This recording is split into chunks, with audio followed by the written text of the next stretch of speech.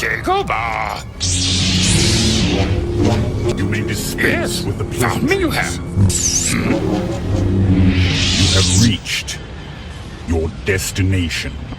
Destroy the Sith we must. A wrong turn you have made. To the dark side. You should have seen his face when I told him I was his father. Joining us today is Tommy Edison. How you doing, sir? I'm great, man. Thank you so much for having me. It's great to be here. Thanks so much for having me. I'm glad. And that's the first video you saw, the sexual orientation one. No, that's the one that caught my attention. But no, Okay. the first one that I saw was one of the sound ones where you blindfold the sighted person, and then you also Blind versus blindfolded game. Blind Where we versus played with, blindfolded. I believe that was Lolo. Lolo Sitting Pretty, who's also on YouTube, that you should absolutely check out. She's lovely. One of my favorite people. Definitely. Yeah, that's cool, man. We've done a few of the blind versus blindfolded challenges, and I love them so much. I think they're so much fun. Yeah. I was thinking about that the other day, actually, because we were watching, I don't remember which movie it was. It's one of those animation ones, I believe. But anyway, so my friend was, oh, what is that sound? It was, and she was making like finger tappings on my arm, right? Yeah. I was like, it's a dog running on hardwood floor.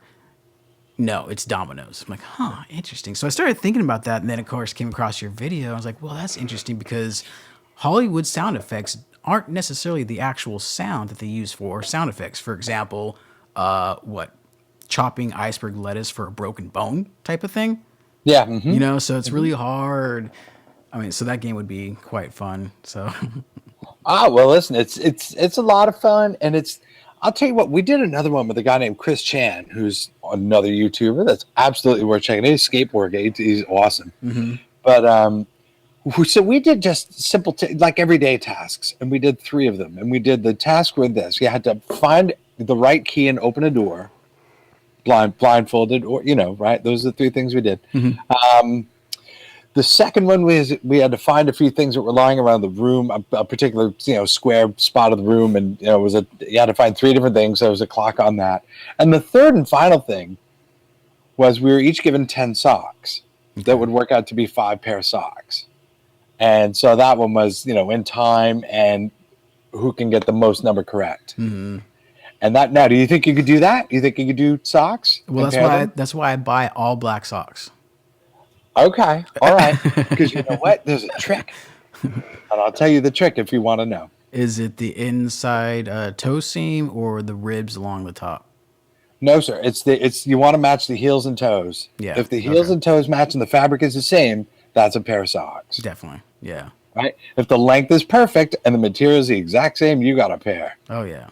Yeah. So, it's that's what a little thing as you did. I did a lot of things as, sort of a jazz musician, I like to call it, where I just kind of improvised and, figured it out as I went. Nice. Yeah, and you also, before the show, you mentioned that you were doing radio back in the day. How'd that work? Oh, I did. I worked on the radio for a very long time. I started out first as a disc jockey. I was playing smooth jazz before they even called it smooth jazz. That's how long ago this is. It was a great little station too. It was a lot of fun to be able to play that kind of stuff for my first time. And then, as radio does, the format changed and different things happened. And we started playing oldies, and I was a morning guy for a year and a night guy and blah, blah, blah. And then I went on to do another radio station, and I was the traffic guy. So I did morning and afternoon traffic 5 days a week. And it was nuts. There's a guy actually who's up in the Bay, who's I think up in San Francisco, who I think he was working for Clear Channel or iHeartMedia, who was I think he was blind doing the traffic as well. Interesting. I think we'll have to somebody will get us the right answer, I'm sure, somewhere along the way. I think because I was in communication with somebody for a little while. So yeah. Yeah, I've got this Delta Airlines pilot shirt that I love to wear because you can feel people doing a double take. Yeah, it's awesome. It's awesome. That's wonderful, dude. That's great. So how was it? How did you get into radio? Well, I'll tell you what. Radio was a little backstory. But when I was a child, I fell in love twice, and I fell in love hard. I fell in love with rock and roll music and pop music, and I fell in love with the place I heard it, which was the radio. And so I wanted to do one or both of those things. That was going to be my job, right? I was going to either be a professional musician or be a rock and roll disc jockey. And all through, like, I hated school. I did not care for school much at all. But so, like, I got through school and started playing music and stuff and got to sit in with a lot of bands and stuff. We had a lot of performers where I went to high school. So, people would come and play, and I'd always, can I sit in, man, and blow the harmonica a little bit? Yeah, come on, kid, man, have a nice time, whatever.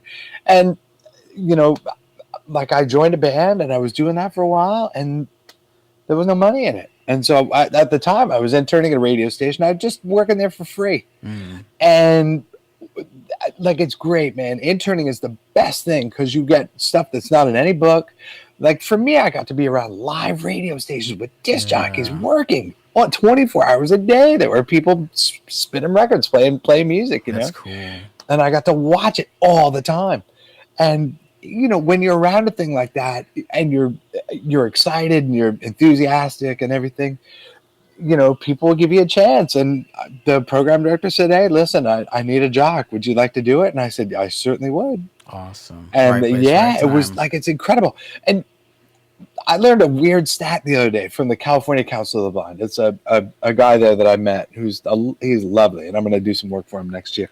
But, he says that 74% of blind people are unemployed. Oh, yeah. And I pushed and shoved my way into the radio business. And like, I got in. I don't know. That's because I wanted it. And so I did it. Exactly. You're beyond the blind bubble. Yeah, man. Like, I don't really, and you know what the funny part about this is? I never saw it as such. Like, to me, it was completely normal. I knew I had to work harder than everybody else because that's how it is when you have a disability or when you're different or whatever it is. Yeah. You have to work a little bit harder than everybody else to get the same thing that somebody else might get a little bit more easily. But we know that going in, so we don't care. I'm speaking for everybody. I should no doubt. Fix I totally that. agree. Me. I can't speak. Well, this is your story today, so this is But. So that's what I did. I just pushed and shoved, and it was completely normal to me. And it's like, I didn't see why anybody wouldn't want me because I thought I was, a good jock. And, sure enough, somebody did. Nice. And then somebody kept me for 19 years, and I got up at 3:00 in the morning for 19 years. Man, that's nutty. I mean, I have a hard enough time sleeping on a regular schedule as it is, but to wake up at 3 a.m., no thanks. I'll just start my own station. Yay. Nope. 4 times as hard. Well, listen, that job was crazy because not only did I get up at 3, but I went to work twice a day. I went home in the midday and had a nap and some lunch and just hung out. And then I would go back. So I'd get home at like 9:00 in the morning, just after 9, and then go back for 2:30 in the afternoon and start at 3. Oh, so you did the morning and afternoon. Morning and afternoon show, yep. Wow. Yep, every day. And it was, that's hard too. But somebody asked me about that job one time in an interview for, I forget some such thing. I don't remember what, but somebody said, what's the hardest part of your job? And I said, showing up. Because once I got in that chair, boy, it was just fun. I had a great time. And especially towards the end, I was on a great morning show, a great afternoon show. I mean, just with people that we just loved each other and made each other laugh so hard, just had so much fun every day. That's awesome. It was awesome. It was the greatest job in the world. It was so much fun. And I don't mind me. I love radio and I can talk about it all day, but it's a very fun job. It's an awful lot of fun. It's hard. I wouldn't recommend everybody do it. You have to love it in order to do it. Because if you don't love it, there's no point because it'll just make you crazy.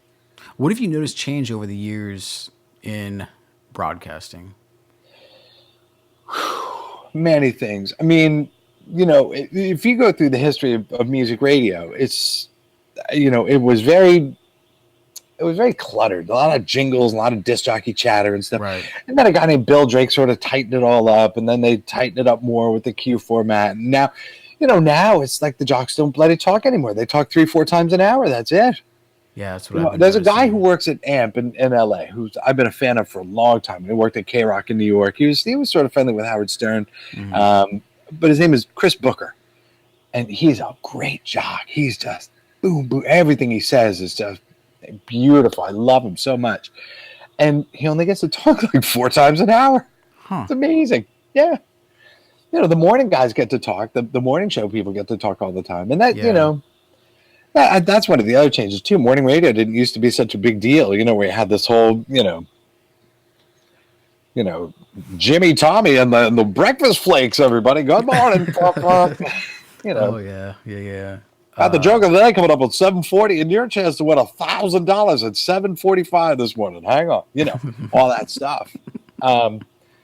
Radio is really shifting. I mean, because kids people don't listen to it anymore, which breaks my heart. But you don't have to wait to hear a song. If you hear a record that you like or a song that you like, you can just go on YouTube and find it and hear it, or you can go to Spotify or iTunes or Pandora, whatever you're using. Yeah.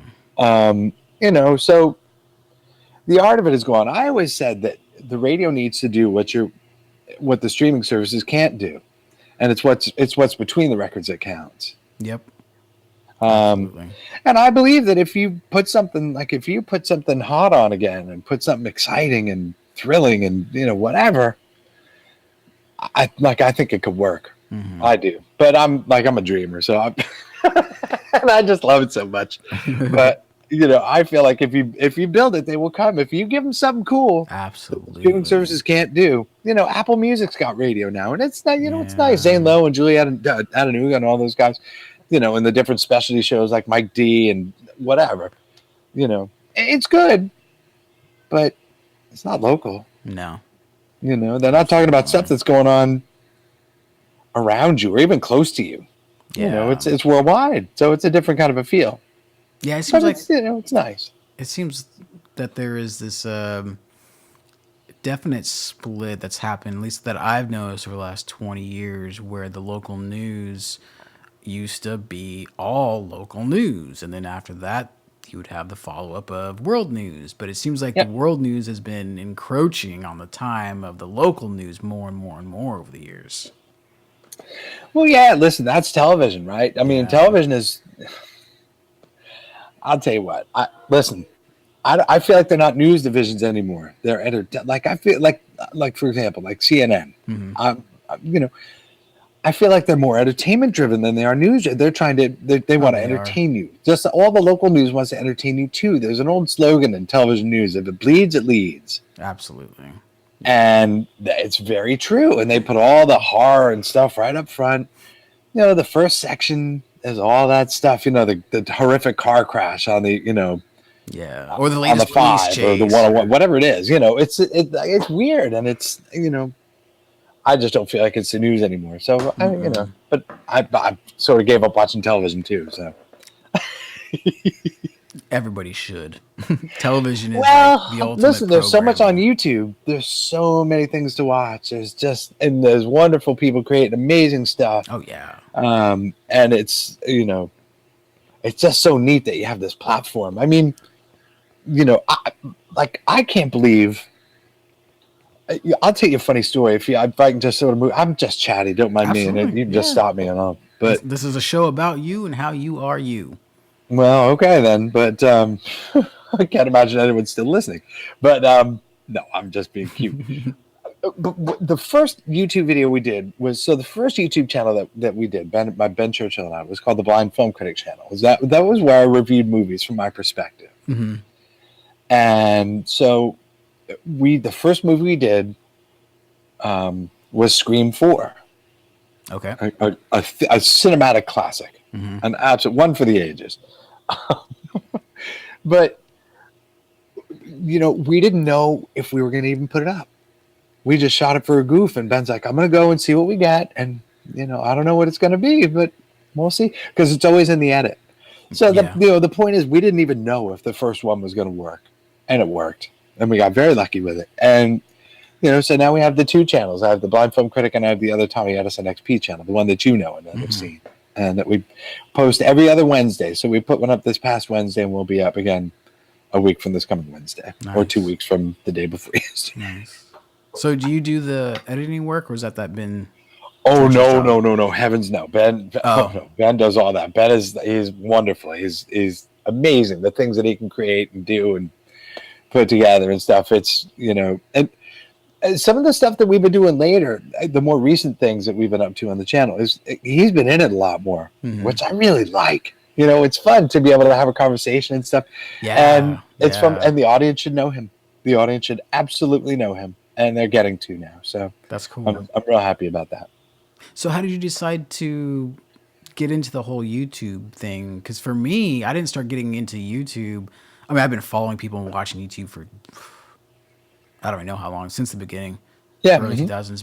But I don't know if you've heard of the Holman Prize, but I applied for that this year, and that's what got me into YouTube. Just boom, launched me, and I've been double recording all my radio shows and talk shows and throwing those up on YouTube now. So it's interesting how that kind of works out. Yeah, well, you know what? It was sort of a goof. Ben and I were just talking about something, and I was actually complaining about a movie. I can't even remember which one it was. I forget. But I was saying how, now this is without audio description, mind you, but I was able to follow the whole story for the first, like 85% of the movie, I guess, maybe 88%. It was wonderful. I was right along for the ride. It was great. And then the last few minutes of the movie, all the resolution was done with everything but words. And we started to talk, and we were just hanging out, having a couple of beers at my house, just talking about this stuff. And one thing led to another. And he's like, we started talking and go, it might be interesting to do a movie review from this perspective, which is something a sighted person doesn't really consider. Right. And so Ben's like, listen, we can't just do this once now. We got to do this for a while. I said, yeah, I'm cool. That made my schedule even crazier because we go to the midnight movie. So I'd come home at 7, take a nap for a couple of hours. I'd come home, have some dinner, quick nap, up, go to the movies, shoot, do all that stuff, and then go to work for 5 the next morning. Wow. But it was, but you know what? When you're doing something you love, it's not work, is it? Nope. Yeah. So, and that was sort of the thing that got us in. And then, from the Blind Film Critic movie reviews, people were beginning to ask a lot of questions about my life and about how I'd, done different things. Yeah. And we had just shot some stuff around town, and we had a couple of things, and, we released one of them, which was me using an ATM and trying to, use the, with the headphones? Yeah, exactly right. And that was the first one we put up on the new channel, and it's been incredible. We've had an awful lot. It's been a great time. It's been a lot of fun, and it's been a learning experience for me too, because people ask me questions that they would never ask me in my real life. Yeah, it's like too all personal sorts of crazy or things. too offensive. I wouldn't call it that. I would just, people are curious. There's nothing wrong with curiosity, What are some of the odd questions that you've gotten? Well, does it bother you when people are naked around you? Huh. Right? And we did a video on that. Another one, do you turn the lights on when you're home alone? Definitely not. Fascinating. Another one, the one that I just can't believe is, how do you know when to stop wiping in the bathroom? Oh, I get that. I just recently started getting like, really? Yeah. Wow. You know what? Listen, you should watch the video, but I'll tell you one of the lines from one of the insights that I had from that video. You know what's fascinating? And all the comments of all the videos and everything that we've ever done on YouTube. And they've asked me that question 1,000 times. You know what question they never asked me? Huh? How do you know when to stop wiping your mouth after you eat like a jelly donut or something messy? Right? That's the thing you can see. That's the thing that is right in your face, right in your line of sight. You can't see my behind, so who cares? But there's a legitimate answer, and there's more in the video and stuff. So, but yeah, I'd love for you to have a look and just watch the channel, man. Here's the other thing: watch each video about 1,000 times. If we all do that, I think that'd be great. Yeah, give a little more insight for sure. Right. For sure. No, I'm just trying to view count, my friend. View count. That's what I'm working on right now, just so I can enable monetization. Well, listen, there's a great video from PewDiePie. I don't know. I call him PewDiePie. That's how he says PewDiePie. But he does a great video about working on YouTube, and he says similarly to what I said about broadcast and radio. Only do it if you love it. Yeah. Don't go into this expecting to make any money. Exactly. Don't look for anything. If you happen to hit it, You'll figure that stuff out when it's time. Absolutely. Just go and do it and have fun. Because it is fun. YouTube is a lot of fun.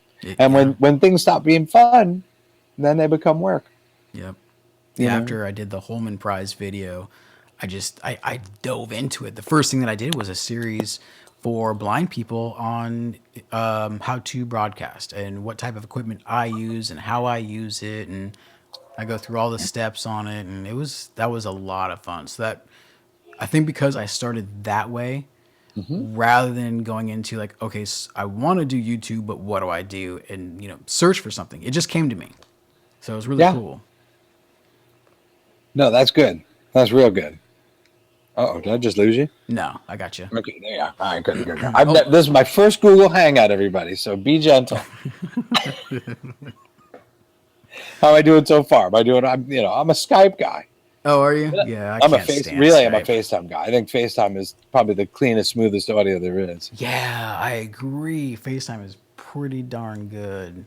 It's clean, nice audio. The highs are much brighter than they are in this. It's it's too bad you can't use it on other platforms, but hey, I'm pretty sure you could have used FaceTime for this, but I wasn't. Didn't know that you had iPhone, so that's all right. I'm all Mac. I'm nice. Mac through and through. Nice. Yeah, my first Mac was an Apple II CS, so I've always been a Mac guy. Nice. Oh, going way back, like car seats, man. That's good. Right. Yeah, I go back like a scoliosis. Nice. Nice. You gonna spit some flavor for us later, or what? Oh no, this is your show, man. Listen, I'm just a guest, baby. This is I'm just company. I get the nice, the cloth napkins and the good china and stuff. All that stuff goes away as soon as I leave the house. The good companies go on, and now the regular stuff comes out again. The Corningware, paper plates and shit. So, speaking of technology, being an Apple person, for you, how is the learning curve for discovering? Okay, so let me actually give you an example. Just recently upgraded my iPhone to a 7, and the first thing that is enabled when you turn on VoiceOver is this weird 3D touch thing, and I had no idea. So I couldn't put in any information because I didn't get it. I didn't understand how to input information, and that was one thing AT&T or whoever didn't tell me about is the new accessibility or whatever. So how is the learning curve for you in technology these days? Well, I'll tell you what. I'm on a 6 right now, and I will be going to the 8. I don't think I'm going to get an 8+, but I'm going to get an 8. So that's going to be a new thing that I'm going to learn. But I'll tell you, my first iPhone was back in 2009 when the 3GS came out. Oh, mine too. That was the first one. Yeah, okay, with VoiceOver. Yep. And before that, I'd been using an old Nokia 6620 with a thing called Talks software. Oh, shoot. I still have mine. I still have mine too. It's around. I don't think it works anymore, but I still have the phone. I had the old SIM card in it as well. But that was a really good piece of software. It had a joystick that you could use, and it was quite good. It was very advanced, and I used it for 5 years. My phone was starting to fall apart in my hand, but I still got to use it.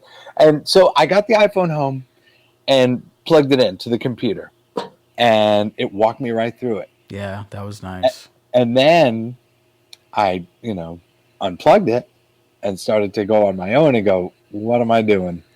What did I do? I just spent $300 on a phone with no buttons, and it's just a piece of glass. There's like 3 buttons and 2 switches. Yeah. There's 1 button and a couple switches. Yeah. And I went, oh boy. But you know what? I came at it the way, I don't know, it worked for me. I went one at a time. I just learned one thing. I learned how to make a phone call first. Let's do that. Then I learned how to play a song. Then I learned how to send a text, and so on and so forth. So my learning curve is pretty good. My whole life I've done things sort of like a jazz musician, where I improv. I just sort of, you put something in my hands, I'll figure out how it works. I will. I'll figure out how to work it. Might take me a while, but I'll figure it out. Nice. And then I'll figure out other things that you can do with it too that maybe you didn't think of. Who knows? Yeah. Have you ever use the Android format? I never have. No. Mm-mm. Sucks. So I can't speak to that. I don't. I mean, suppose I could, but I never used it. So Yeah, I didn't. I I will. don't like I it will. whatsoever. You It's did. You so no, you didn't care for it. no, it's so counterintuitive for me coming from an Apple side. Right. So it Right. just like why bother? Well, that's it. That's what people say about Windows and other things too, other operating systems. Yeah, That's Apple was designed with accessibility in mind. They really, I mean, Steve absolutely. Jobs was huge into it back in the day, and it's nice that they still are. I don't, I'll tell you what, I miss Steve Jobs, Yeah. but it's still pretty good. I mean, it's still the best product on them, and for my money, it's my favorite thing with accessibility in it. That's what I try to tell everybody is like when you buy a computer, when you buy a Windows computer, you still have to buy a screen reader. So the price is about the same because Apple's come with VoiceOver. Yeah, well, that's exactly right. And then you have to figure out how to. You need someone to help you when you install the screen reader, I would Yeah. imagine. Yep. So, I don't know. I like Apple products so much, and I hate to sound like, but I really do. I like what they've done, and they've changed my life, and I'm very grateful. Cool. Cool. So getting back to YouTube really quick. Oh, and by the way, why don't you give everybody the YouTube handle or URL so people can find you? Sure, you can just search for the Tommy Edison Experience or Tommy Edison XP, and you'll find me there. And there's loads and loads and loads of videos that you can watch about all different sorts of subjects. Some of the ones we mentioned earlier, and some other things like how to use a white cane, how do I walk around, how do I get dressed in the morning. The sexual orientation is new. We just put up a video about what school was like for me, and that's a lot of fun. That's a very cool video. So go on ahead and check that out. I'd love for you to. Awesome. How long you been doing the YouTube? We started doing Blind Film Critic on April 15th, 2011, and then we started doing the XP channel in October the same year. Nice. Yeah, so and we've been doing it ever since, and it's allowed me to do a lot of things. I've had a lot of opportunities because of YouTube, and it's been great. It's been great. Awesome. What was one of the most difficult movies you had to review as far as trying to guess what was going on?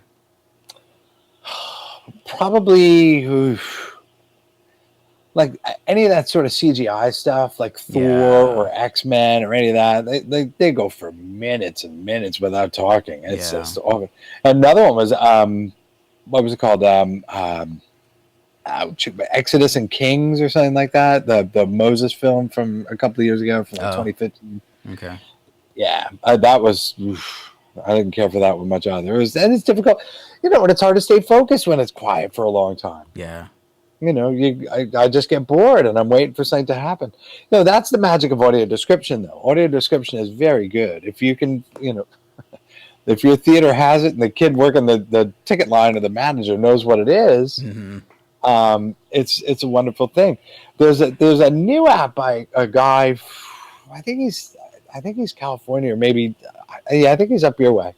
But it's called ActiveView. And what they've done is they've gotten in bed with some of the theater chains, and now they can put it right on your phone, so you don't need a box anymore. That's right. Yes, I did hear about that. Yep, and they're doing a thing with sign as well, and with closed captioning. Yeah, and they put that on your phone as well. And the light isn't terribly bright, so it doesn't ruin the experience for everybody else. But these guys are doing cool work, man. It's very cool. So I wish them all the luck in the world. I don't quite know what's I haven't talked to them in a little bit, but they had a launch with Cars 3 back in the summertime that was pretty big for them. So I'm very happy. Awesome. Yeah. What do you think of the self-driving cars? Personally, I'd rather not. I'd rather not. I just it just doesn't interest me. I like the experience of being like Uber, and Lyft and different ride sharing things like this. I really like them. You get to meet somebody new all the time. It's fun, and maybe you don't want to talk and you don't have to, but it's always a nice experience. I just, I like sort of the camaraderie of getting a ride and stuff. And I just think that the driverless cars, it's something that, they've been having a bunch of crashes with them, and it's sort of scary business. So I'm not excited about it. Are you? I mean, I've been following the self-driving car for a long time, and it's pretty interesting dynamic that is going on between the basically two dichotomies between independence and co-independence. I'll call it, because I mean, you could just jump in a car and go wherever, or maybe for some reason or another you can't drive and you can hop in your car and still drive. But I don't know. There's a lack. There are many problems, in my opinion. For example, you drive to, let's say you're going to 7-Eleven for a pack of smokes. I don't know if you smoke or not, but it's just one of those things that you would drive out for, right? So you park at 7-Eleven. Now, as a blind person, you don't know where you parked. You don't know quite which way the store is yet. You know, all that stuff. And then you get back out of the store, and then you have to find your car again. Yeah, I could see that being a problem. For me, it's a little different. I don't know. I've always had this thing where I'm real good with people out in public. Like, I don't care about asking someone for help, but that would be kind of odd to get out of the driver's seat. Actually, I think I would sit in the passenger seat anyway. But anyway, you get out of a car solo and you approaching someone for help. That would be kind of displacing. Yeah, but it'd be just a little strange, you know? I don't know. That's just me. I'm weird. What can I tell you? I heard Uber was actually trying to, or is using self-driving cars out in Pennsylvania. Yeah, they're one of the first people that are talking about doing it, and but they still need a person behind the wheel. Yeah, I think so. Yeah, but I don't know. But it's crazy to see where technology is going. I just accidentally discovered a new accessibility feature on the new OS X. I don't know what it's called, but basically you can use your eyes to operate the computer. So yes. That is just that's very cool. That's very like Stephen Hawking. Yeah. You know, that's great. Yeah, it's amazing what they can do now. It's amazing. Some of it's a little scarier than others, but you know, that's what happens. Yeah. You know, a couple of 100 years ago, it was scary too. So, yeah. You know, it's going to be scary stuff that's going to pop up all the time, I suppose. Not quite 1984, but getting there. Well, you know, that's probably for a different show, but yeah, you know. So, I noticed on your, I think it was your website that I saw this, but anyway, you go around and you do talks and lectures and that sort of thing. What are those about? So you know what I talk about? Did you ask what I talked about? Because it sort of dropped out, so I hope you did. Yeah. Okay. But I do. I talk about my story. I tell my stories. I talk about my life. I talk about what I've been able to overcome. I've talked about things that I've learned how to do, things that have been, you know, giant for me and stuff. It's a nice, inspirational sort of a half hour, 40 minutes. It's a lot of fun. You'll laugh, you'll cry. There'll be stories that'll freak you out and all sorts of fun things. But they're just these wild adventures of somebody who's not supposed to have them. I do things in my life that I'm not supposed to do. Oh, yeah. Many things in my life I'm not supposed to do. I wasn't supposed to be the traffic guy on the radio. Blind person. Phenomenal. You can't do that. You can't review movies. What's wrong with you? How can you can't? Oh, no. You can't have an Instagram account. What the hell's the matter with you? You can't. No. You know? And I constantly do that. I don't like the rules, man. I like to, I like to break the rules a little bit. And so that's what I sort of strive to do in my life and what I like, and just keep possibility alive. Nice. Yeah. Well, unless there's anything you would like to convey to our viewers, why don't you give out your social connections? Facebook, Twitter, Instagram, Picture. Sure. Oh yeah. I'd love to have you pop over to check them all out. It's at Twitter and Instagram. It's at Blind Film Critic, and on Facebook it's Tommy Edison. And of course, the YouTube channels are the Blind Film Critic channel or the Tommy Edison XP channel over on YouTube. if you need to write to me, you certainly can. It's general@blindfilmcritic.com, or of course on any of the other social platforms, you can hit me up there too. My favorite is Twitter. That's the one that I'm on a lot. And if you want to hit me up on Twitter or any of them, but Twitter is my favorite. Nice, excellent. Well, I would love to hear from you. And listen, Dara, thank you so much for having me. It's been great fun just sort of chatting. I'm so I've just been talking, but it's that's what it's about. We want to know more about you and where did you come from, type of thing. Well, and I didn't even tell you, I'm from Greenwich, Connecticut. There you go. That's where I grew up. East Coast. East Side. You know it, baby. You know it. But no, man, thank you so much for having me. It's been great fun chatting with you. And here we go. 5 more seconds and stop. Oh, I think I'll stop right here.